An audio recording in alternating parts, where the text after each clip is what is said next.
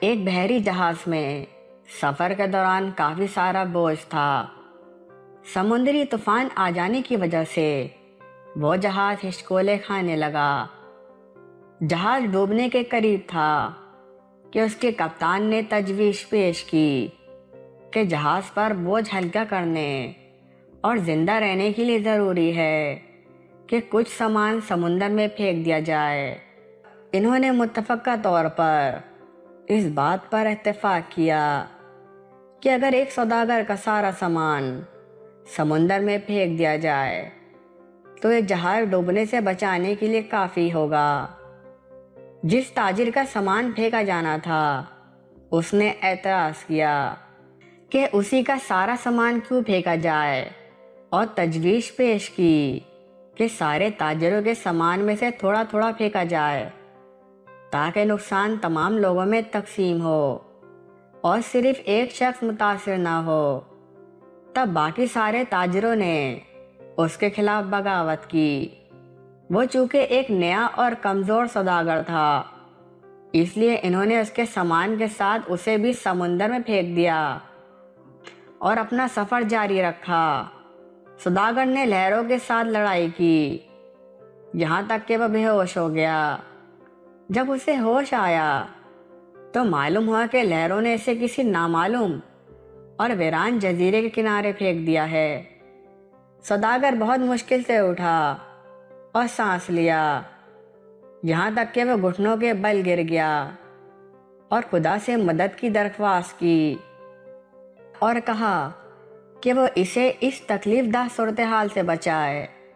کئی دن گزر گئے۔ اس دوران تاجر نے درختوں کے پھلوں اور خرگوش کا شکار کر کے گزارا کیا۔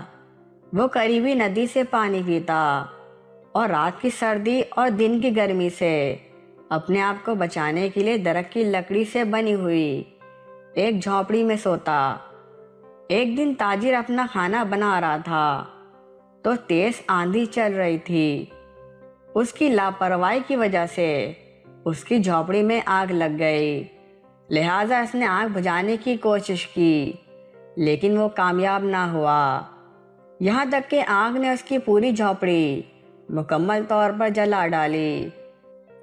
یہ دیکھ کر سوداگر زور زور سے چیخنے لگا، کیوں میرے رب، میرے ساتھ ہی ایسا کیوں کیا؟ مجھے غلط طریقے سے سمندر میں پھینک دیا گیا اور میرا سارا سامان ضائع ہو گیا، اور اب میری جھونپڑی تک جلا ڈالی۔ میرے پاس اس دنیا میں کچھ بھی نہیں بچا اور مجھے اس اجنبی جگہ پر تنہا بے یار و مددگار چھوڑ دیا۔ خداوندی، یہ ساری آفتیں مجھ پر ہی کیوں آئی؟ اس رات سوداگر غم سے بھوکا ہی سو گیا، لیکن صبح ایک حیرت انگیز واقعہ اس کا انتظار کر رہا تھا۔ جب اسے جزیرے کے قریب پہنچنے والا ایک جہاز ملا جس میں سے اسے بچانے کے لیے ایک چھوٹی سی کشتی اتاری جا رہی تھی۔ جب سوداگر جہاز پر سوار ہوا تو خوشی کی شدت سے یقین نہیں کر پا رہا تھا۔ اس نے ان لوگوں سے پوچھا کہ انہوں نے ایسے کیسے ڈھونڈا اور اس کا ٹھکانہ کیسے جانا۔ انہوں نے جواب دیا کہ ہم نے دھواں دیکھا، لہٰذا ہمیں ایسا لگا جیسے کوئی مدد کے لیے پکار رہا ہے، لہٰذا ہم یہ دیکھنے کے لیے آئے۔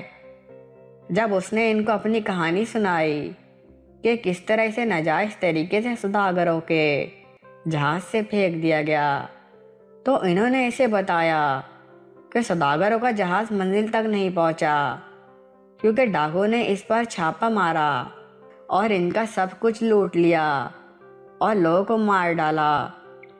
تو سوداگر روتے ہوئے سجدہ ریز ہو گیا اور کہنے لگا کہ اے میرے رب، تمہارے سب کام اچھے اور حکمت سے بھرپور ہے۔ تو دوستو، اگر آپ کے حالات بگڑ جاتے ہیں تو خوف زدہ نہ ہو اور حوصلہ نہ ہاریں، بس اتنا بھروسہ کریں کہ خدا کے ہر فیصلے میں کوئی نہ کوئی حکمت چھپی ہوئی ہوتی ہے جو کہ ہم جیسے گناہگار انسانوں کو نظر نہیں آ رہی ہوتی۔ صبر اور شکر سے اپنے آنے والے اچھے دنوں کا انتظار کریں۔ اللہ ہم سب کا حامی و ناصر ہو، آمین۔